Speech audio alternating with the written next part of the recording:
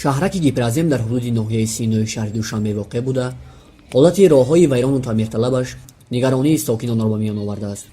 роҳҳои ноҳамвори атрофи бозори деҳқон ва назди манзилҳои сокинон ки аксари истиқоматкунандагонашро донишҷӯёну хизматчиёни давлатӣ ташкил медиҳанд, ҳангоми боришот ба рафтуомади сокинон халал эҷод мекунад. айни замон мо дар маҳаллаи гипераземи ноҳияи сино қарор дорем ва ин маконе ки ҳоло шумо дар наворҳо мебинед, ҳолати роҳҳояш вайрону валангор буда, вобаста ба ин масъала мехоҳем назари истиқоматкунандагони ин маконро пурсон шавем.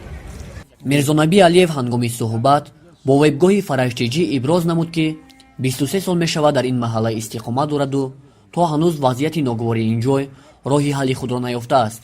оиди роҳҳои вайрону валангор ки дар ин маҳалла мавҷуд аст чӣ андеша доред? андешаи мо аз соли 96 ҳамҷо истиқомат мекунем ба ҳайфи корхонаи давлатӣ аст. ҳамҷо зиндагӣ мекунем. роҳ шумо дидед ва навор гирифтем. роҳҳо валангор ҷазир як соли ҳар сола мехелад. ҳамин вазъияте ки дар ҳамин ҷо ҳозир ҳамин вазъият ҳаст пеш ҳамин гуна будами ки ай вақтшон шуда ва ягон масъулин роҳбарони маҳалла оиди ин чиз ягон чораандешӣ наменамояд. ягон соҳиби соҳ надорем. ҳама ай вақт валангора як кас ина мусора биҷа ҳама мусор буд. ай вақт ина тоира мусора.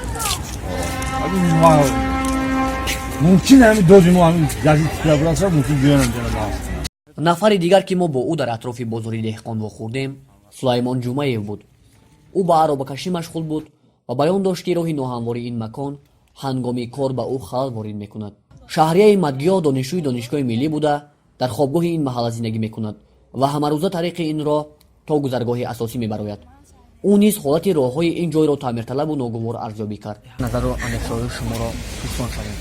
من استخدام کننده موقتی هستم چون من دانشجو هستم در خوابگاه زندگی میکنم. البته چون ما خود زاده کوهستان هستیم این گونه راهها اونقدر برایمان دشواری نمیآید. دانشگاه مثلا در خود جزیره واقع است و ما خوابگاه در اینجا مسافه تقریبا 1 ساعت رو در بر میگیرد. ما وقتی که از دانشگاه میبرایم تنبشوی نقلیات مثلا یا نرسیدنی مشروطه ها است که این هم البته برای ما مشکلی میآورد. تا چون وقتی زمستان است بارشات از حد زیاد که می شود ما چون به داخل بیناها میگذاریم گویا که در تاریکی چون همه جا نقص دیده نمی شود گویا که ما به داخل حوض ها آب میگذاشته باشیم. با اندیشه شما کی مسئولی نگهداری و تازه‌کنی همین جایها است؟ راستگاه چون ما اینجا موقتا زندگی داریم برای این چیز آنقدر اهمیت هم نداده ایم که در اینجا مسئولین کی باشد و برای به ترتیب در آوردن چنین راه یا حداقل ساختن یگان کانال یا جوی بارچه هایی که آب این باران رود یا اینکه برای برداشتن موسرها در اینجا پرتوها عموما اهمیت جدی هم نداده ایم آنقدر. در همین حال پروینه میرزویeva کارمندی خوابگاه رقمی 7 دانشگاه ملی تاجیکستان بر آن نظر است که در افلاسکنی محله محض خود ساکنان عیب دارند، ولی در برطرفسازی خرابی راهها مسئولین باید وظیفه احساس کنند. راههای اطراف خوابگاه خیلی حالت ناگوار دارد. شما هم یکی از کارمندان همین خوابگاه آیدی همین مسئله چی نقطه نظر دارید؟ اصلا گیریم همین حالتی که در اینجا هست با مدنیت شهرنشینی مطابق نیست. توتی‌های پرتاب معین در این محله نیست. از سبب نبودن جویبار و